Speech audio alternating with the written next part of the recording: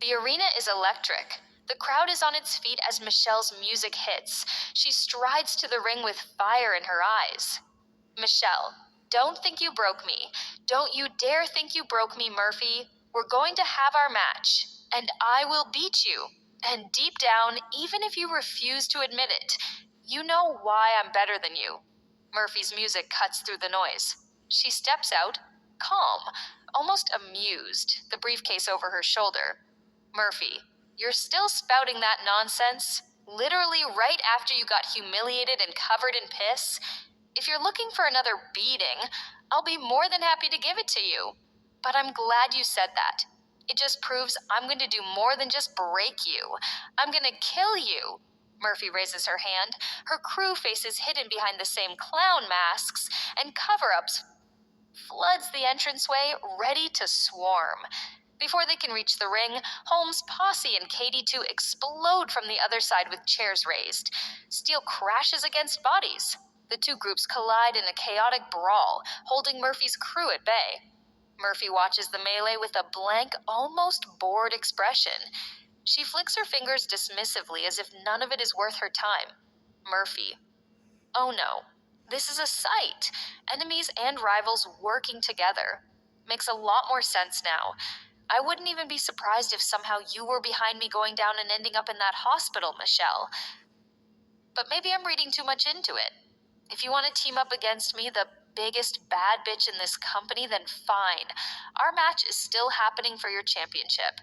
I have the briefcase. I can cash in anytime, anyplace. But I don't want that. I don't want people thinking I took advantage of a weak Michelle. I want to beat you at your absolute strongest. Come at me with everything you've got, even if it's not enough, and it won't be. When people see you in that bar later, they'll point and laugh. That's the face of the company who got beat by a clown. Get ready. Doesn't matter if you have them on your side or not. The result will be the same. And it's going to happen inside a Hell in a Cell. Not the tall ones you see on the main roster. A miniature Hell in a Cell. Wide enough for open space but low. Think of it as Hell in a Cell Junior. We're going all out. I'm not holding anything back. So if you're brave enough, step into my mad world and lose. Later that night, backstage, dim hallway, Michelle stands with Holmes's two top lieutenants. Michelle, why did you help me? Holmes, crew member, because we have a common enemy.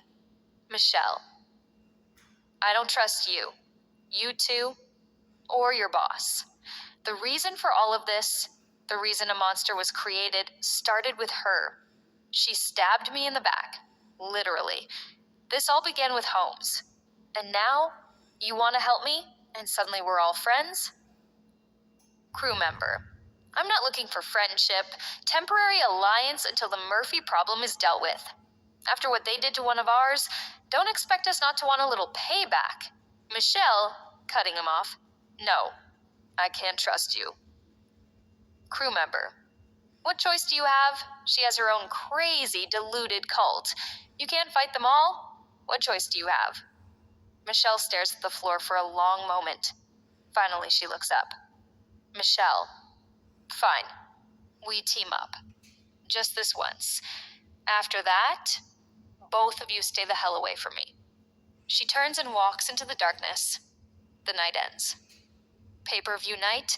The miniature Hell in a Cell sits low and wide in the center of the arena. The crowd is already on edge. Michelle enters first. Murphy follows. The second both women are inside the cage, they collide, no waiting for the bell. Fists fly. They tear into each other with pure hatred. Suplexes, chair shots, bodies crashing into the ropes and the steel walls. The bell finally rings while they're already brawling. Murphy eventually plants Michelle against the cage wall and rains down punches. She drags the steel steps into position outside the structure, sprints across the ring, and launches herself through the steps, smashing into Michelle and buckling the cage wall on impact. Both women spill onto the broken steel. Murphy mounts her and unloads punch after punch until Michelle claws back, thumbs her in the eye, and sends her stumbling. They spill out onto the announce table. Michelle tries for a suplex through it, but Murphy grabs the cage for leverage, slips free, and starts climbing. Michelle follows. The two trade blows high on the structure, while the rest of both crews scale the outside of the cell with kendo sticks, chairs, and weapons. Chaos erupts on every level, bodies tumbling off the roof, chairs flying, steel cracking against flesh. Murphy hoists one of Holmes's men onto her shoulders and powerbombs him through the announce table from the top of the cell. Finally, Michelle catches Murphy, hoists her up, and drives her down with a devastating spinebuster right onto the roof of the miniature Hell in a Cell. The structure gives way completely. Both women crash through the steel and hit the arena floor in a heap. The crowd gasps. Both are clearly hurt. Both struggle to their feet. Michelle has the chance. She hesitates for just a second, then goes for the kill. Murphy thumbs her in the eye, headbutts her, rolls onto the ropes, flashes the X and the gun symbol with her fingers, and fires the knee to the face. 1, 2, 3. Murphy is the new champion. She climbs the remains of the broken cell, drops to one knee on the highest point, and raises the title high above her head as the arena explodes. Fade to black, Michelle was injured and sidelined. Late on Saturday night, the arena belonged to Murphy. She stood in the center of the ring, championship held high, face painted in full clown makeup. "Like it or not," she declared, "this is the face that runs the place. Covered in clown face paint, so deal with it. If anyone wants to stumble into my match, you might." An Asian wrestler, let's call her Ling, entered the arena. She looked young, though she was not. Murphy immediately mocked her. "I don't fight children," Murphy said. "I don't want to get sued for insulting a minor. Back to the line, little girl. Let the real champions, the women, fight in this arena." Ling answered with a sharp slap across the face. "Did you understand that?" she asked. "Was that the slap of a child?" Murphy paused, then smiled. "Okay, you've got swagger. I'll give you that.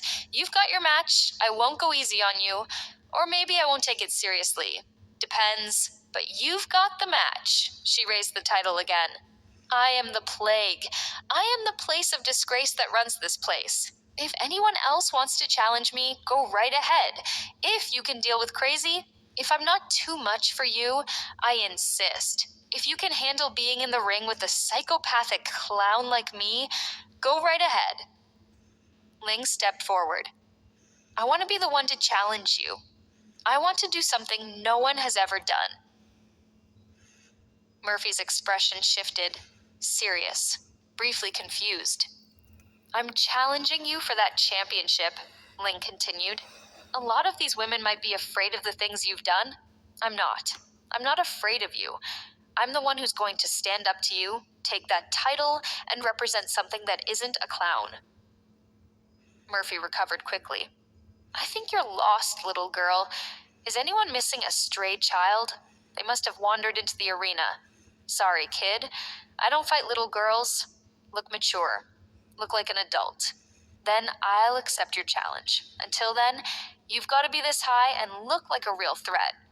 If you're not, just stumble into the ring. Ta-ta. Be gone. Go find your parents. They must be worried." Ling slapped her again. "You heard that? You think that's the slap of a child? If you've got any balls left to accept the challenge despite how I look, you'll fight me like a true warrior. But I wouldn't be surprised. Clowns have a habit of running from balls and cowering at the last second." Murphy stared at her for a moment. Then she smiled. Then she laughed. "Okay, you've got your match." She turned and walked out of the arena. The night ended there. At the pay-per-view, Empire Clash, Murphy made her entrance carrying a bottle of booze. She raised her free hand high and smiled like a god soaking in the hate, clearly enjoying every second of it. Ling followed her to the ring. Murphy immediately launched into the mockery, stretching the corners of her eyes with her fingers in a crude Asian caricature, then skipping around the ring, treating the whole thing like a joke. The taunt landed. Ling was visibly irritated by the time the bell rang.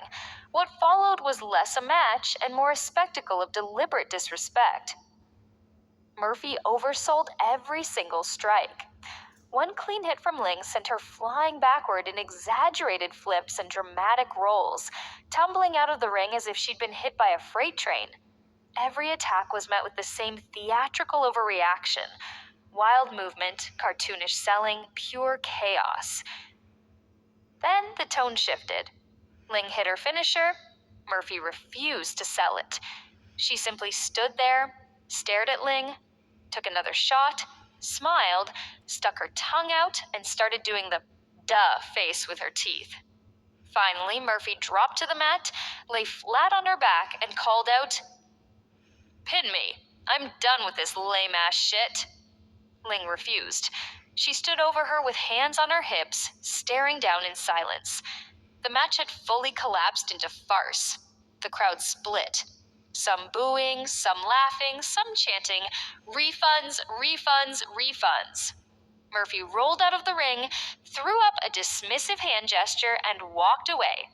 The match was over, the arena filled with boos and demands for refunds, mixed with scattered laughter. The incident drew a modest amount of media attention. Shortly afterward, Murphy and the company's general manager had a heated argument. Whether she quit or was fired remains disputed, but the end result was the same. She left Strong Steel Wrestling. She resurfaced in Unhinged Wrestling, UGW, a promotion that openly embraced extreme gimmicks and unrestricted characters. There, the clown was free to be exactly what she claimed to be,